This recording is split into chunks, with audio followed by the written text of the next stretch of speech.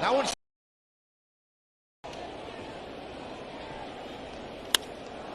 driven out into right center field. On the run, Verdugo. That ball is gone. Home run number 56, and the game is tied at 3.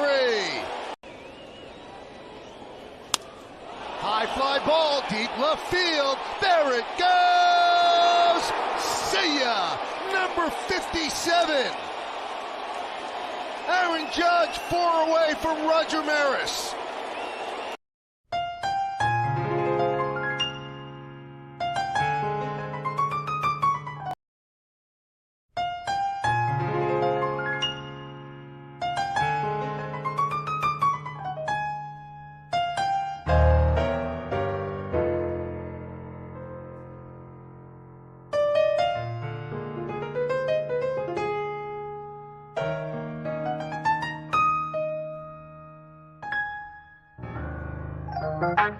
Reach out, oh, with Ray and Steve.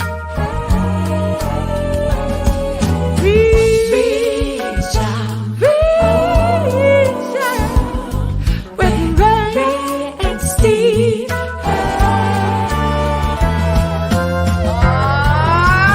Take me out to the ball game. Take me out to the car.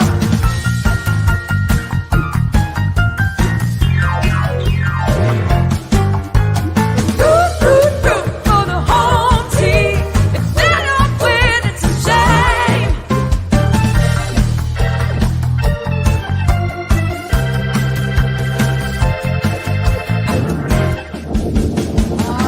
Play ball.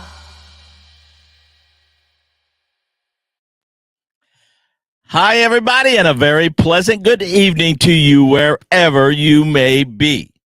And welcome to Reach Out with Ray and Steve. Of course, you know by now, if you watched us ever, that we are the show where East meets West, where the Yankees meet the first place Dodgers, and where baseball meets music, and we all come together for the community.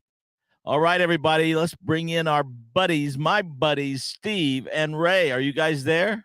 Hey, Robbie, I got something already. On the script, it doesn't say first place. It just says, Oh, I misread the script. oh, okay. Ray, how's it going? Well, I got a nice surprise for us.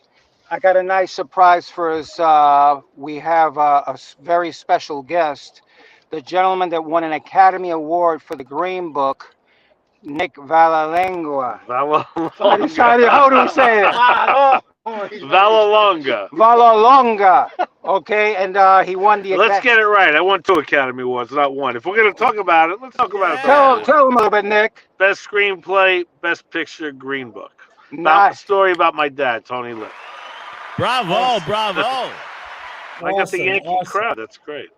And, we're over here at an event for Chaz Palminteri, which he's helping the police. You know what the police are going through here in New York and all over the country. And Chaz has been a major component in helping and making police officers feel that, hey, you are still to be respected. And that's why Nick is here today. And I'm happy for the fact that he is here. Nick, how do you feel about that? It's an amazing event. Anything for charity, I love to support. Especially this is for the police, and I'm totally for it. And whenever Chaz asks me to do anything, I jump at it. So, and it's an honor to be here, honor to be in your show, honor to be with you. It's a very nice night. And I'm not gonna lie to you. Nick is a major Yankee fan. He likes the Dodgers too. Because he lives in L.A. I hate the Dodgers. Oh, you do? Oh, I go ahead. hate the Dodgers. Yeah, Hate there's a them. fine line between love and hate, guys. Well, Robbie, he knows all about you. He knows that you work with Frankie Valli, and he still didn't care. He still dropped the hate on us. No, I love Dodger Stadium, and obviously I still have the Yankee Dodgers. When the Yankees lost to the Dodgers, and was it 80 or 81? I still can't 81. get over that. Yeah, I can't get over it yet. So I don't. Well, hate I'm still them, got I still have the pains from 1977, 78. Yeah, we're going to Oh, remind well. you a little bit because we have Diana Munson on the show tonight. So we're going to remind you a Well, little bit more. I'm not gonna lie to you. I'm not gonna lie to you. I told Nick that Diane was gonna be on, and he said, "Let's run." Okay, and he jumped into. We're actually calling you from a car because we just couldn't get a room inside Chaz's restaurant over here to do the show from. So where is Diana, Steve? She's traveling. I don't know where she's at, but she's traveling. But she wanted to come on the show because she's a focal point of the documentary that's coming out for you, and she wanted to share a little bit about her work with the AHRC. Beautiful. I'm glad that you're honoring our guy, Thurman Munson. Oh man. I mean, and I gotta ask Nick one more question. What did Thurman Munson mean to you? Thurman Munson, for me, I'm a Yankee fan. I just had a birthday yesterday. I'm 63 years old. So my first baseball game was 1964, and Mickey Mantle hit a home run to dead center field. It sounded like a cannon went off. It hit the back of the stadium. That was the only thing that stopped it from going out. So I've been a Yankee fan since then. So I followed Munson from his rookie year when he won Rookie of the Year, and I was a Munson fanatic. I had all the 15 shirts. I loved Thurman Munson, as everyone did. I mean, what an amazing player and person, and playing through pain, and just the captain. I mean, that's why everyone loved him, and it was obviously a massive tragedy to lose him.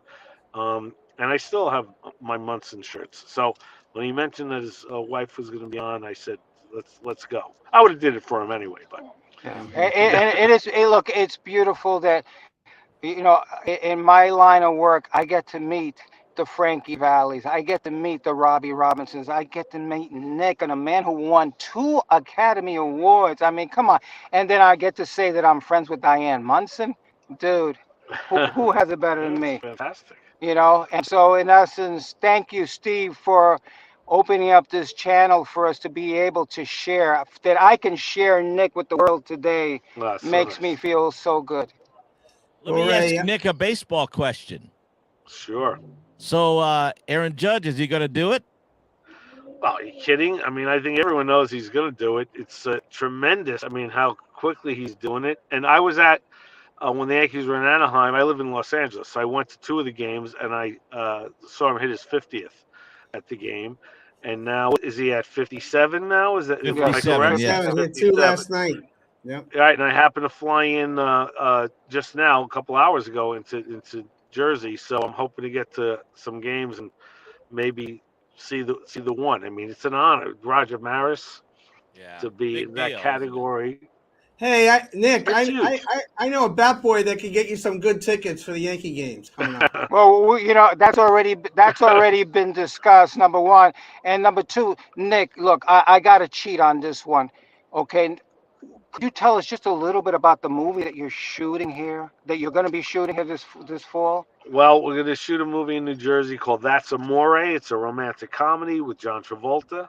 And I'm hoping Chaz, if I can get Chaz in it, and a bunch of other names that I can't say yet because they haven't signed, but an Italian-American romantic comedy, an old-fashioned, all-American movie set in New Jersey. Nice. I mean, listen, Nick, since hey. I'm ahead of you, Robbie, because I'm going to say to him, man. what about Frankie Valli? Go ahead. Frankie Valli is in the back of my mind. I would love to have him be a part of the movie. I love Frankie Valli. He knew my dad.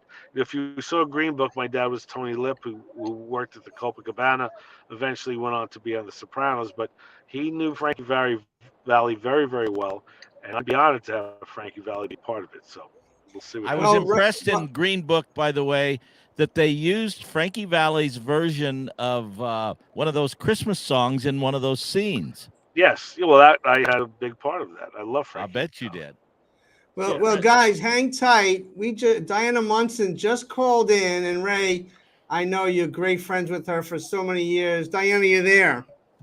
I'm there. I am. Yes. How are you? Diana Munson here. Welcome to Reach Out with Robbie Robinson, you got Ray Negron, who you know, and myself, and Nick over there. And Ray, what are your thoughts about Diana? Well, please tell Diana. She knows how I feel about her, so I don't have to repeat that. But tell Diana about Nick and who he is and what he said about Thurman. Yeah, he says he's a two-time Academy Award winner. Forget about it. Ray, forget it. I don't like how you come. Nick, introduce yourself to Diana Munson. Hi, Diana. My name is Nick Vallelonga. I'm a huge, lifelong Yankee fan.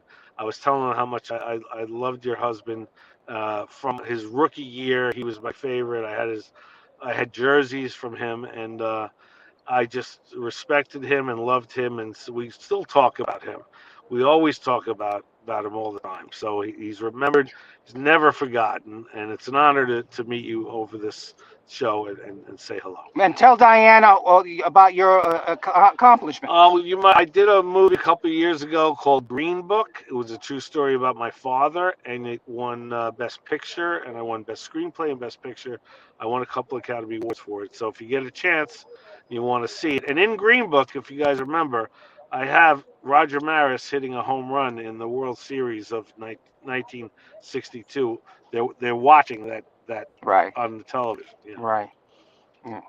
So how are you, Diana? I'm doing well, thank you, Nick. It's so nice to hear your kind words and hear about all your accomplishments. I'm going to be anxiously looking forward to seeing this show. Thank you. Yeah, look for it. It's called Green Book, and you can see it pretty much everywhere. I would love to know what you think about it.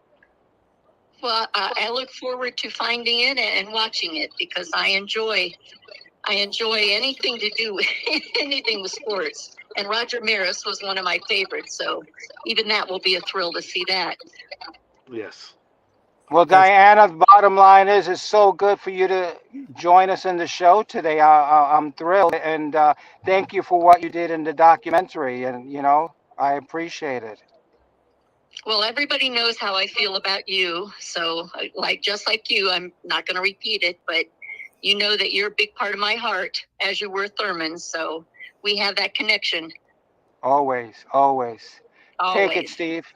Okay, no doubt. Diana, thank you so much for calling in here. I know that you have a busy schedule and you were recently in New York for Old Timers Day, but I want to show a little clip before we get to talk with you about your work with AHRC. Maybe you could fill our viewers and people listening on the phone lines here on the radio stations, how you got involved with that. But let's check out AHRC in New York City.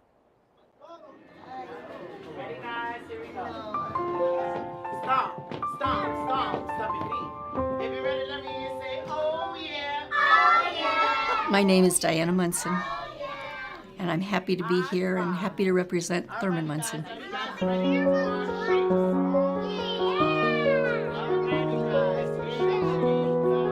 It was right after Thurman had passed away, and AHRC contacted me and said, would I be interested in doing something for AHRC that Thurman had previously done some work for. And they said, this is only going to last 2 or 3 years. We'll raise a lot of money for a wonderful organization, and it'll be a good way to remember your husband.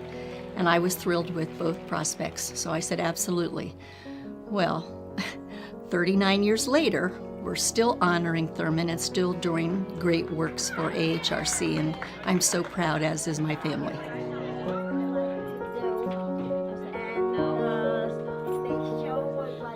I saw things that I didn't realize were going on. I mean, I knew that the funds that were raised went for good causes and the workshops and the camps, and I've always been happy about that. But to see hands-on, to see the people, to see the children, every part of it was overwhelming. Each segment we went to today impressed me more than the next. It touched my heart, and I believe everybody in the room was touched by that. Just to know that we have some small part in changing lives makes me feel so proud, and I'm sure that Thurman has a big smile on his face right now.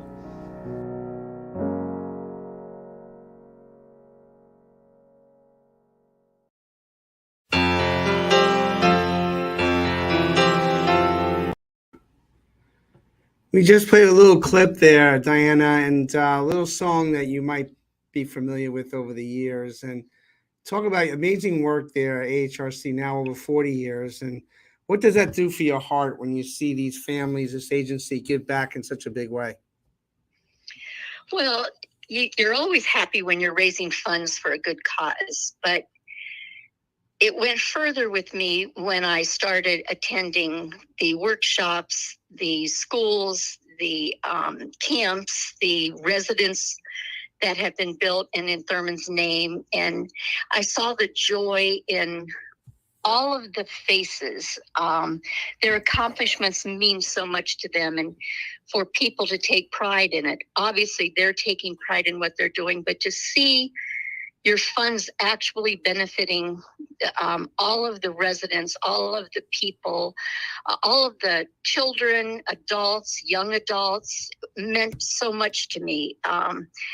It was a hands-on time, and I wished I actually would have done it years ago, because it's come to mean so much to me, seeing the accomplishments. Some of them weren't able to speak when they started the schools, and now they're not only speaking, but they're singing, they're dancing, they're painting, they're making connections with everyone. And the joy on their faces, if you do not get teary-eyed over watching the accomplishments of these individuals, that you don't have a heart, because believe me, it is overwhelmingly beautiful, and I'm so proud to be a part of it.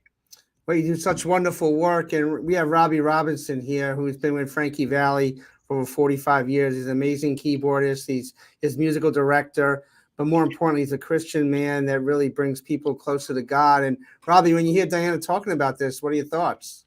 Well, one thing I would say to Diana is God bless you on your reaching out and going that extra mile to help to share God's love with the world, because indeed that's what you're doing by helping all those people, and it's an amazing thing. And you've been given this amazing pulpit to do it. Thurman was beloved by so many. What a great baseball player, and even better, and an even greater man. And so thank you for what you're doing, Diana. Oh, thank you, Robbie. That's so kind of you. I do it for all the right reasons, and I think that shows through. I believe when you do something that becomes a part of you and a part of your soul, as it was part of Thurman's soul, it means even more. So I appreciate your kindness, but I can't imagine not doing these things anymore. So thank you. Well, as a psychologist, I do a lot of work in the communities and agencies like AHRC.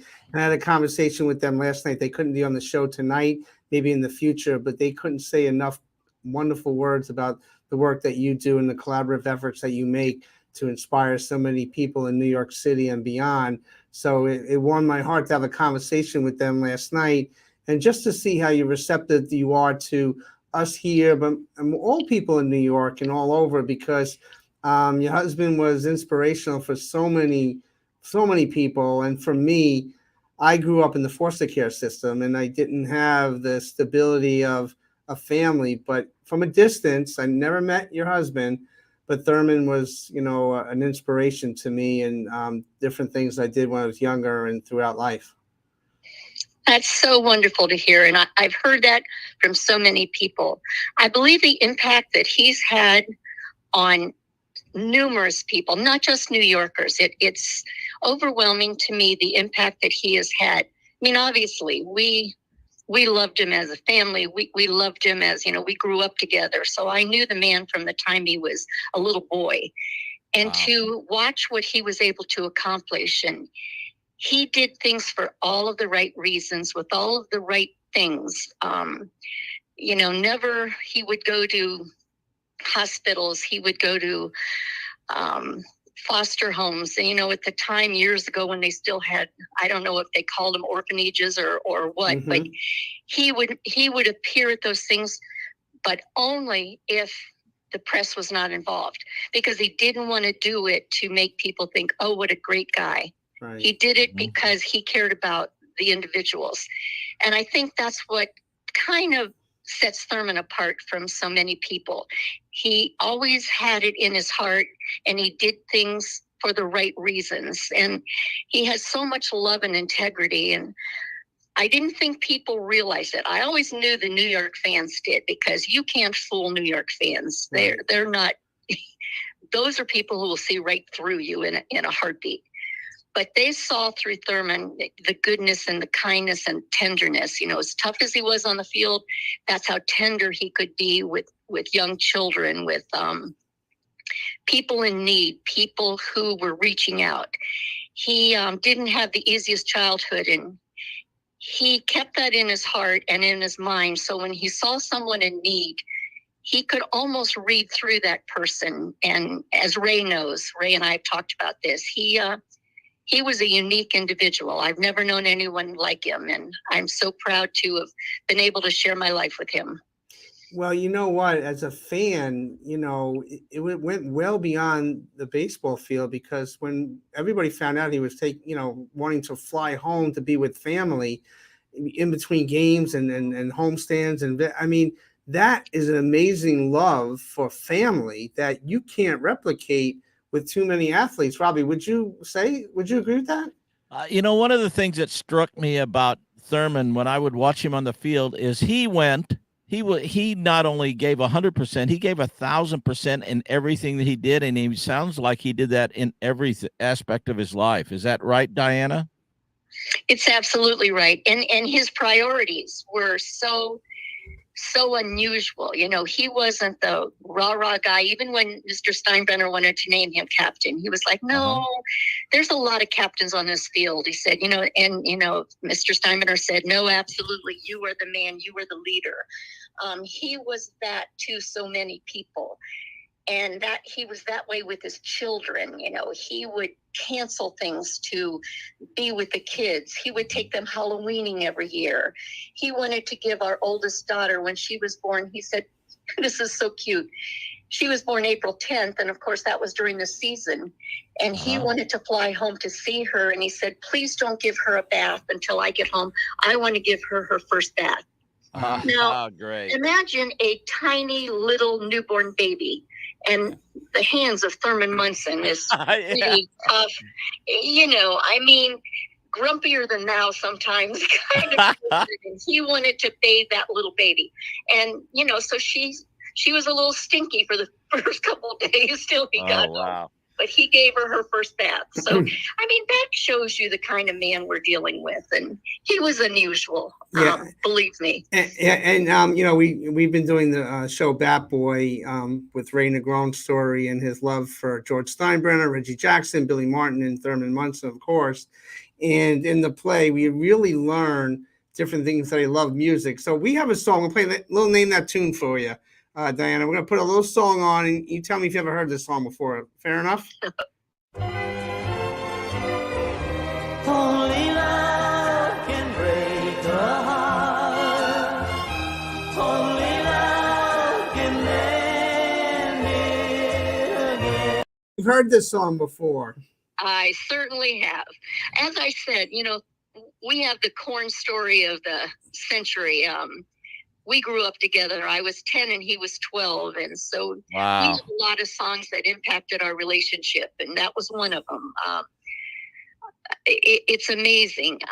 As I said, I was privileged to get to know this little boy who grew up to be such a fine, strong, impressive man. And not just in the athletic field, but in the soul and in the heart and in the spiritual sense. He was a magic person. He truly was. And with your children, when you come back to Old Timers Day, year after year, and the work that you do for AHRC, I know you have that connection with New York forever. But what is your family like now when you see people like a Kay Mercer, like a Jill Martin, like Catfish Hunter's wife, and the families that come together? That must mean so much to you. Well, they remain part of my Yankee family, and seeing them. It's sometimes a little bittersweet because, it brings back a lot of memories of the wonderful times and the good times, the times we all shared with the love and when you're able to succeed as the Yankees did there in the 70s, it was amazing. It was a lifestyle that I sometimes think about now, and it's hard for me to believe that we were all a part of it. And the Yankees, there's no organization in the world like the New York Yankees. They make you part of the family. You are a huge part of it. And they let the wives and the children be a part of what their dads were doing. And it made all the difference because my children to this day are diehard Yankee fans, and, they love their Yankees. That's right. That's right. In a few more minutes, I know you have to run, but Ray Negron had a unique relationship with Thurman, and Ray just popped back on. Ray, Diana's still on. Talk about your relationship with Thurman real quick, Ray. Thurman Munson was my big brother. Thurman Munson taught me a lot about life, and Thurman Munson helped me to accept my situation with my father because we were going through the same thing. And all I can say is I love Thurman. He's my big brother, and Diane will always be my big sister. And that's it, man. There is no one that inspires me more than Diane Munson, period. Exclamation point. Oh, thank you, Ray. You've always been so good to me and so good to the family. And your love for Thurman is just, it's unbelievable to me. You know, you can be loyal. There are a lot of good, loyal people, but it's 43 years and you still talk about him like he's part of us, and he certainly is. Yeah. Well, Diane, I got a surprise for you. Just entering is Chaz Palminteri, Diane Munson, and Chaz is going to say something to you. Diane, how are you? Hello? Hello? Yeah, it says Chaz Palminteri there, Diana. It's hard for me to hear you, but I hope I get a chance to see you. Oh, that would be fun. I look forward to it. I'm a big fan. That's Sorry, right. well, That's thank right. you so much. And so was I of your husband. A great man. He was a great man. Always. Thank you. Thank you. And a great Yankee, one of the greatest Yankees. Well, I feel that way too. We just have to convince the Hall of Fame people Yes, we that he do. deserves to be in the Hall of Fame. Yes, we do. Amen. Oh, absolutely. No question. And we will fight. We are fighting, We are Chaz. fighting. That's right. Yeah, so Kirby Sounds Puckett great. Sr. I have a good team behind me. You definitely do. Definitely do.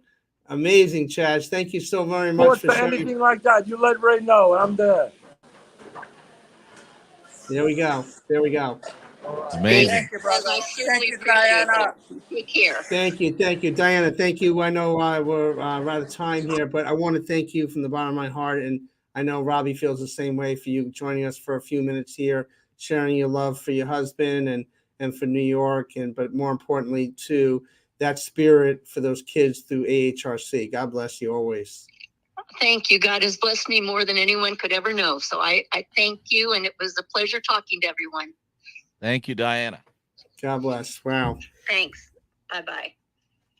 Diana Munson, what do you think, Robbie? Oh, that was amazing. Yeah. And he really is beloved, isn't he? Yeah. Thurman. And it's so great that Diana can carry on his work. It was kind of funny. She said they told her to be only, you can do this and we'll raise a lot of money 2 or 3 years. And here she is over 40 years later, still doing it. Right. It shows the spirit of who he was and his family. And quite frankly, I don't think there's another athlete would take flying lessons in the middle of their amazing professional career to be with family. He has, and she said it. He put his priorities straight all the time. And we could talk sports, we could talk music, but it's the community work that brings us together. And you elegantly say it each and time we do this show. And I learned from Ray, I learned from you, and just hearing the spirit of Thurman Munson through Diana is beautiful. It's great. It's amazing. And I'll tell you what, that super intensity of Thurman Munson was part of the thing that stabbed arrows in my heart in 1977 and 78. Well, that's why I knew you when you did the whole first place Dodger thing. I knew I had to combat that with something. I guess, man. And I have to go back to 77, 78. That's the only way I got. Well, yeah. Hey, I'm hoping and praying. Now look at these numbers here. Yeah, look at these numbers. We almost 100 wins already. Now, but you see who has the best record in on baseball? Not only the Dodgers, but who's right there with them? Yankees. I know the Yankees and the Mets. It's going to be interesting, but it's a 0-0 once October comes. That's the reality of the game. Hey, what do you think about these new rules they just implemented? I don't know. I'm getting mixed up with this, that. It's crazy. We have to wait and see. It's a struggle to see. When the game goes to extra innings, to put this ghost runner on second base, it changes the whole dynamic of the game. I don't know. It ends the game quicker. I know that's what they want, but it's not baseball to me. Yeah, I know. And then I know a lot of left-handed batters are going to be liking the idea of they're banning the shift basically. Yeah, well, they should. They should never implemented it. I mean, that's what the purists I would think. But Albert Pujols is only 3 home runs away from 700. Amazing, right? You know what? Albert Pujols and he is making a statement. Just Aaron Judge, both these guys, because if about a week or so ago, everybody was wondering, well, can these guys make it? Well, man, they both stepped up to the plate, no pun intended, and really have delivered. And yeah, Albert Pujols, 697. He is now, well, depending on how you calculate. I calculate he's the 3rd greatest all-time home run hitter of all time. He's behind Hank Aaron, Babe Ruth, and then him. Now, I can't count Barry Bonds for a variety of reasons. So right, no, or Sammy Sosa. The same thing with Judge. I mean, really, we're looking at Ruth hit 60, Maris hit 61. That's really what we're gunning for Aaron Judge. I mean, 73 home runs with the steroid era. I mean, absolutely. I don't think it really hurts the sport of baseball when we have to go through this over and over again and then there's a guy like Henry Aaron that he went through the worst of times absolutely off the field, and to see that man, the integrity of he has, it's sad sometimes. But it's really special in baseball to see Aaron Judge and Albert Pujols, what they're doing now. I mean, this is historic, and both of these historic events happening at the same time, essentially. It's really, really special in baseball. So if you're just a casual baseball fan, or not even a baseball fan, if you're a baseball fan purist, you should be watching every at-bat of both of these great hitters. That's right. So, Robbie, you're a musician. You're an amazing performer. Do you like mountains and rivers and valleys? Oh, man, are you kidding? Like River Deep, Mountain High. I love that stuff. Okay, well, let's check out a little clip of some rivers, valleys, and mountains, and we'll bring our next guest on. Sounds good. Here we go. 1, 2, 3. Put your hands together. Listen, baby, ain't no mountain high, ain't no valley low, ain't no river wide enough, baby.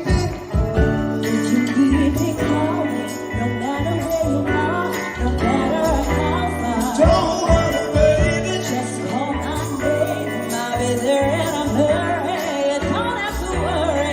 'Cause baby, there ain't no mountain high enough. Ain't no valley low enough. Ain't no river wide enough to keep me from getting to you. I set you free. I told you to always promise to you. Yeah, very cool. Nice. That is Dave Revels. I mean, amazing man. It was his birthday celebration. He dropped his new CD here at the Cutting Room in Manhattan on 44 East 32nd Street Monday night. Ray and I were there. It was an amazing night. And Dave, how's your voice now? Well, I don't think it's changing at all. It's still the same. Brother Dave, how you doing, my friend? I'm doing good, Robbie. Good to see you, man. Good to see you, man. You sound great on that song too. Thanks, man. You're just as knowledgeable about baseball as you are music. That's right. But Dave, what a fun night the other night. I can't tell you. I think that was touching in the heart and the soul to see people come together. The love that you have for people, the love that they had for people. It was your birthday. The music was amazing. What a wonderful night. Well, it was a collection of all my original material, except for that one, of course. And the experience was fantastic because doing your own songs, in front of an audience that's never heard them before, that could be a unique challenge. But I'm a storyteller. So my songs are stories, and I think everybody likes to hear a story. So it was really embraced well by the people. I was shocked that it was singing along with songs they never heard before. So I guess that's a good thing when people just start singing the choruses of your songs. So that was unique and pleasurable. Yes. That is a great mark of a song that if the audience is singing along with the song and they don't know the song, then you got a hit record, brother. Well, I'd like you to hear it. You can tell me when you hear them. All right. I can't wait. Well, it I'll was get, great. I'll send you a CD. I'll get you a CD. It was Love it. it was great, Dave, because you had it was like the audience interaction. It was like they were singing along with you. The stories that you told were so spot on, and they segue each song perfectly, and it made you think. You took us on a journey the whole night, and I got to thank you. I was so happy to be in the house that night to see the love in that room. It was beautiful. I absolutely loved it. Well, I said, I when I write and do things like that, it has to relate to me. So I could feel the spirit of the people. When I write a song, it's little vignettes of stories that are part of my life, part of people I just see in passing.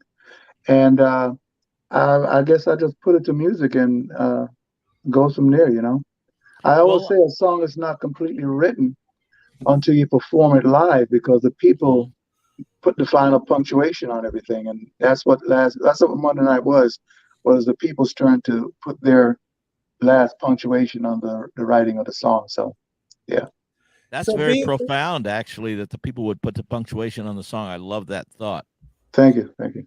So I decided to play that clip because it was at the end of the night, and you brought up all your loved ones up there, and they all came in, musician friends. But when you're on the stage, you had your family there, you had your wife there, you had people that have supported you, and you supported them over the years. And to be up on that stage, because that's iconic for people outside New York. The Cutting Room is iconic situation, stage to perform at.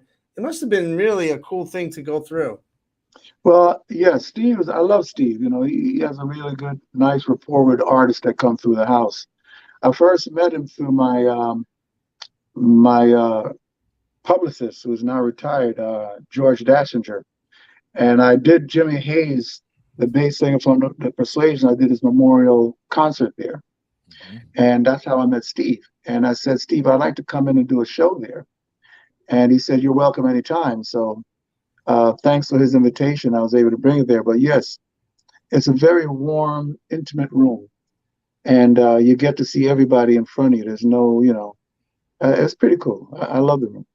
It's one thing to play in front of thousands of people. I know you've done that so many times in your life, but there is really something special about playing in an intimate little room where you're right there with the people. And I just love that the best. How was that for you? I love it. I have a saying that every room I perform in is my living room. Yeah. I treat it as my house, that you are the guest in my home. And if you come to my house, I'm going to make sure that you leave very satisfied that you were well treated, that I spend time intimately with each of you, and I speak to you as if you were my loved ones. So to me, every room I perform in is my living room. So the cozier, the better. Oh, I love it. I have another question for you, Dave. So you did a whole show of your songs, your original songs, but then you added one other song, and that was Ain't No Mountain High Enough. Why? Okay, well, but why Ain't No Mountain High Enough? Well, because of the message in it. It's a message about always being there for someone that you care about, and you go out your way to let them know just how much that you'll move a mountain to get to them. You'll swim the rivers, the streams, anything it takes to get to them, and to make sure that they know that you will come to them when they need you. So yes, that's why I chose as a finale. That was my message to everybody in the room. The other song I chose was Levi Stubbs, the Four Tops, I Believe in You and Me. I chose that song because I know Duke from the Four Tops, and they know me. And why I did that song in particular was that the last time Levi performed, they wheeled him out in a wheelchair, and he sang that song. And his last note, he cried, because I believe he truly knew that was his last time he was going to appear in public, and he knew his time was at end. But I do that song to remind people that if their loved ones have passed on, if they speak their name out loud and remember something that they made you laugh, they will live forever. So it's not just about the physical person being here with you that you love, but about all the people in your life that you lost. And it's an eternal love, that song, to me. So I did that song as well. Oh man. And I remember we toured together for 4 years with the Four Tops. And so I became very close with all four of those guys, and I Levi. love them. I mean, Levi was. I don't know if the audience even realizes this, but Levi Stubbs, the lead singer of the Four Tops, was one of the greatest singers of all time. I mean, he's right up there with the Babe Ruths and on the Mount Rushmore. This guy was an amazing singer. He was also a baritone, and the Yeah. songs were written in a tenor range. And he pushed it though, didn't he? Right. So that's what gave him that urgency and that sound. But he had the power to do all that and still get to the bottom. Me being a tenor, it's easy for me to do those songs. Yeah. But I grew up cutting my teeth off of their Four Top songs. When I was young, a teenager, 14 years old, I would sing every song because I could hit the notes. So I have that show called Shadows of the 60s, the ultimate tribute to Motown supergroups. And I'm the voice of Levi of the Four Tops in that show. Oh, man. And people who know me know, even Duke knows. He says, you know, I come close to reminding him of Levi. Yeah. No one can be Levi, but why I think that is that I learned his voice like a language. You know, I hit the inflections like a language. So it's easy for me to do his inflections because I learned it like I learned a language. So when I pay tribute to him, I channel that. I don't try to be me. I try to channel who he was and is. And I think fans embrace that because they know why I do it. First of all, they know I love the Four Tops. I do too, man. We're going to Detroit next weekend. We're going to be at the Detroit Fox, and so I may have to give Duke Fakir a call and invite him over to the show because he comes out every now and then when we play. He hopefully remembers to tell him that Dave Rebel said hello. I will, because absolutely. I know his management and all the guys there. So, you know, he and I spoke on the phone a couple of times. Yeah, he's a great guy. You know, the other night, Dave, you honored people that gave you your first coloring book and bicycle and all that stuff. You were joking around. You were joking around, but really showed the history and the long time friendship and the mentorship that you had with these amazing people. Yes. It touched the heart, the way you spoke to them. And I saw the reaction when you were talking to them up on stage, how prideful and joyful they were. It was just an amazing show of love. Well, Steve, for me, I'm at a stage in life where I don't bring somebody into my circle because they can sing or play. I bring them in because of their spirit, because I want to enjoy every minute of my life when I'm on stage, because that's my most sacred place beyond being in a church, of course. So if anybody's going to take the stage with me, I have to know that their heart is in it, that they're really good people. And it took a while to assemble this crew because I didn't pick people just because they're talented. I picked people because of their character. Because in the end, that's what sustains us all. So what you saw was a family affair. Everybody in my circle becomes a family member, like you. Thank you. And when Rob invites me over to his house to have breakfast and I spill some gravy on his table, I'll be his family. Come on over, brother Dave. Yeah, it's a family affair. There we go. Well, Robbie and I had lunch a couple of years ago. He spilled gravy on my food. So I did. Oh, good. That's good. I'll do it too. But Dave, this has been great. A new CD. How can people get a hold of it? They can visit they can email me very easy, rebelsmusic@gmail.com. You know, that's my last name with music, Rebels Music, REVELS, music at gmail.com. And it's pretty easy to get me that way. The longer way is to go and send me a message through my management, which is backerentertainment@gmail.com. And we can go from there. Or Facebook me. I'm on Facebook, Dave Rebels. Send me, I'm very, you know, I'm very accessible.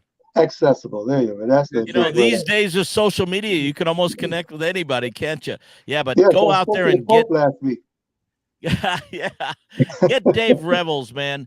Get Dave Rebels CD because I'm sure it's amazing. You know, you are an amazing artist, brother. I don't want you to endorse it till you hear it. Okay, but I endorsed you as an artist. Let's put it that way. There we go. There we go. I mean, the songs, the original songs, the lyrics behind them, we've talked the last couple of years, and I know there's a lot of heart and soul that goes into that.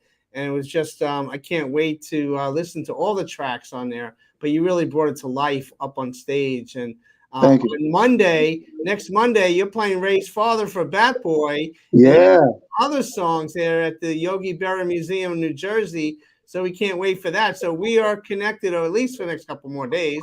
Oh yeah. Oh yeah. I'm looking forward to that. And well, I can't tell them the song, right, Steve?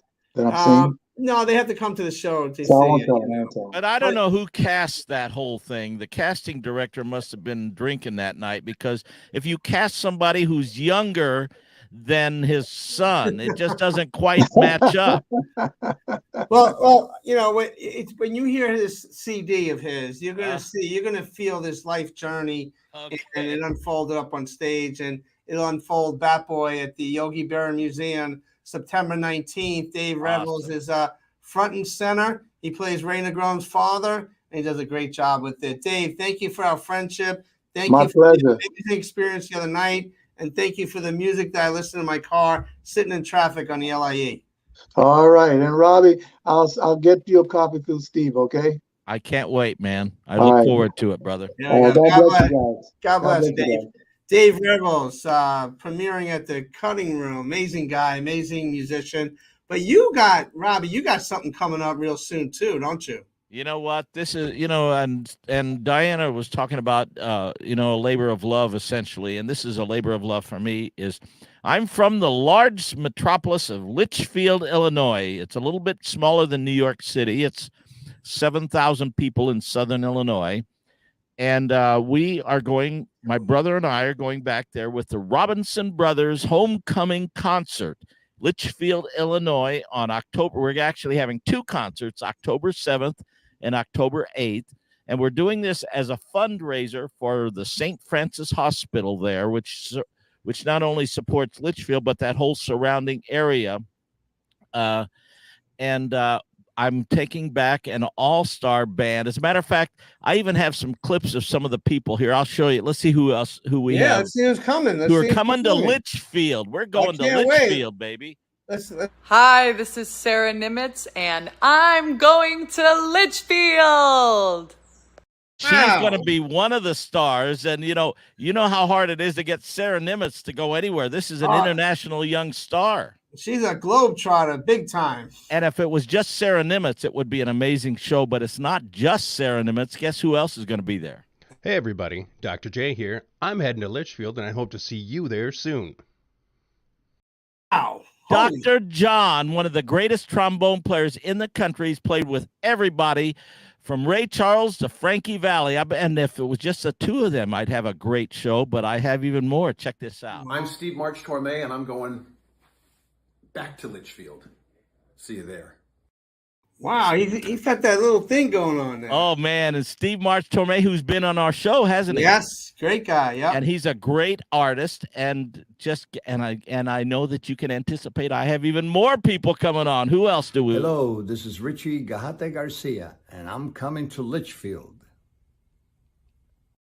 So we have Gahate coming. Wow, and they're coming from all over, From all over the country. Yeah, absolutely. Who else do we have coming? Hello, I'm Christopher Colley Jones, Frankie Valli from the First National Tour of Jersey Boys, and I'm going to Litchfield. Wow. So he played. Litchfield. Hey, are you coming to Litchfield? I'm going to be there. You better be there. Yes, yes. And we're going to raise a lot of money for the hospital. But there's even more. Check this out. Hi, my name is Harry Kim, and I'm honored to be asked by the Robinson Brothers to perform with them in Litchfield next month, the month of October. I hope to see you all there. Bye. One of the greatest trumpet players in the world. You probably heard of a little TV show called American Idol. Oh, yes, one of my favorites. He's the trumpet player on American Idol for the last 20 years. You probably heard of a little band named Phil Collins. Yeah, definitely. 30 years he's been playing with Phil Collins. Now, what if you had just those guys as a band? It would be an amazing show, but look at this. No doubt. Good morning from Ulaanbaatar, Mongolia. It's a brand new day in Mongolia. The sun is just coming up here. And I'm so excited to let you guys know that I will be in Litchfield, Illinois on October 7th and 8th. to be a part of the incredible Robinson Brothers Homecoming Concert. The lineup of musicians and singers is just absolutely mind-blowing, and I'm so excited to be part of it. So October 7th and 8th, and it will be a concert that will benefit the St. Francis Foundation in their efforts to beat cancer. So please, please, please join us. We'll see you then. Just some of the people, and you see there's more people. I have Brian Wilson's music director coming to play with us. I've got Chris Montez, hit maker. I have Frankie Valli's illustrious guitar player, Craig Pilo on drums, and Chuck Wilson, who played with Frankie Valli for decades. And so it's going to be, oh, what a night in Litchfield, Illinois, October 7th and October 8th. I love it. I love people saying it's a family affair. We heard Dave Revel say the same thing. Do you look at it that way too, Robbie? Oh, no question. And every one of those people that I called, it is like a family affair. And we're there to make Andrea Hammond, who was from Mongolia. So they're coming from everywhere. Wow. By the way, she was in Mongolia last week performing at the Franklin Graham Crusade over there. Okay. Well, this is good. It's October 7th, October 8th. And then if the Dodgers are going to be in the playoffs, obviously they have a home field advantage. You could still, after that, watch the last couple of innings of the Dodger game. Well, and it's interesting because my buddy, the Dodger owner, Bob Plummer, is going to be he's going to be there in Litchfield too. Okay. And that weekend, I've already scouted out the schedule. That's the wild card weekend. And we know since the Dodgers have the best record in all of baseball, they will not be in the wild card game. I love it. Somebody in your caliber of musically inclined, you're still plotting, scheming about the Dodgers. Well, I have my owner friend, and I had him make sure that the Dodgers would not be playing during our Litchfield concert, and he set it all up for me. Wow, this is amazing. How can people get tickets or contact you for information? Oh, you know what? I should have given that information. If you put that slide back up. Okay, there it is, and it's. Can you make it larger? If you go to stfrancis-litchfield.org is the website, or they could just check out on RobbieRobinsonMusic.com or my Facebook page and all that kind of stuff. But maybe Carmine, before the show is up, can put that web address up for us. Can you see it there? It's great. The St. Francis Foundation, I mean, obviously it's all about giving back, and that's what's the most important is that you're giving back with your family and friends, musically inclined, and it's going to be 2 wonderful nights there in Litchfield, and I can't wait. I'm going to try to get myself there. I mean, this is something where it's a can't miss, and it's going to a great cause. Yeah, and it's going to be so much fun. And we got that guy who played Frankie Valli. I couldn't get Frankie. Frankie was busy that night. I think he was playing bingo that night. And so we got the guy who was the Frankie Valli on the first national tour of Jersey Boys. And he'll be, we're going to do some. We got it on the screen now, website. Hey, you know what? You know who is a really winner? That guy, Carmine, who is behind the scenes here. Thank you, Carmine. He was really quick with that. And Carmine has just got a fresh haircut. He met Sal the Voice Valentinetti in the barbershop last week, and there he is. Check him out. Look at that. Wow. There's Sal on the right. There's Carmine. He looks kind of mean, though, but Carmine's not mean. But no. Carmine, getting your haircut with Sal Valentinetti? There he is. Oh, yeah, just had to get a quick buzz. You know, we have the same barber, Beto. He's the amazing barber. And, yeah, Sal was in my seat right before I had to go up, and Beto was like, "Hey, come in and come say hi to Sal." So that was awesome. Wow. Well, Carmine, you look good. I know you guys Chip come to Italy real quick. You had to get a fresh haircut. You're looking good. You're going to Italy? Thank you. Yeah, I'll be going for my cousin's wedding very soon. It's September 22nd, so we're coming up very soon. They're just approaching to see my family. I'm very excited. Don't worry, Robbie. He'll be doing the show from Florence. Don't worry about it. Wow, that's amazing. What time will it be, though? Well, I don't know. We'll figure it out. Yeah, we'll figure it out. But you know what? We have to end the show. But Ray did a little interview with Jorge Posada, and a great Yankee catcher. He was there for Derek Jeter, who was honored the other night at Yankee Stadium. Let's end the show with a little interview from Ray Negron and Jorge Posada. Robbie, great show. Thank you so much, man. Love you. Love you too, brother. All Take right. care. Hey guys, I'm here with Ray, the best, Ray Negron. Good to see you guys. Hey, the Mambo King. I love you, brother. You were always a class act. Thank you, my man. Thank you, brother. Appreciate you. Thank you. He is all that.